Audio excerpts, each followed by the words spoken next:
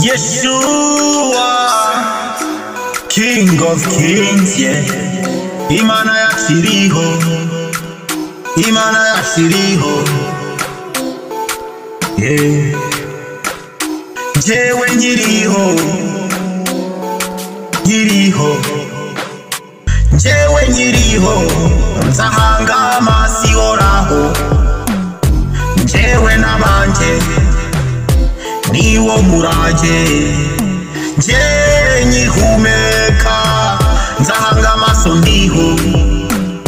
Erega niwe soko yo kubaho kwanje, ikirahure cy'amazi yo mwijuru kirusha agaciro ubukire bwose bwo mw'isi.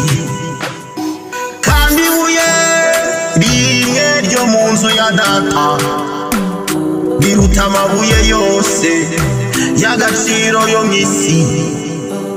Njyewe nkiriho nzahanga amaso uhoraho. Njyewe nabanje erega niwo murage, nje nkihumeka nzahanga amaso ndiho.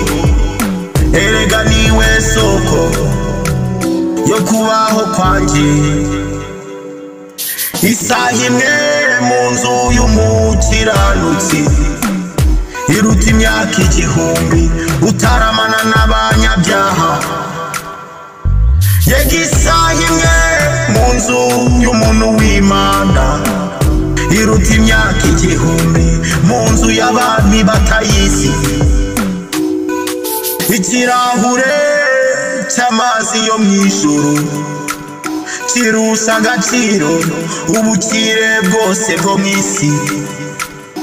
Kandi ibuye rimwe ryo mu nzu ya data riruta amabuye yose y'agaciro yo mw'isi. Njyewe nkiriho nzahanga amaso uhoraho. Njyewe nabanje erega niwo murage,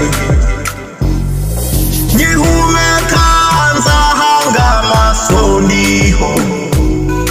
Erega niwe soko y'ibyishimo byanje. Isaha imwe mu nzu y'umukiranutsi iruta imyaka 1000 utaramana n'abanyabyaha. Yega isaha imwe mu nzu y'umuntu w'Imana iruta imyaka 1000 mu nzu y'abami batayizi.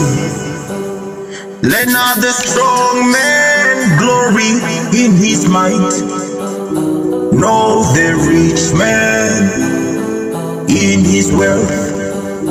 But if any man must glory, let him glory in the Lord. In the Lord. Amen, amen, amen.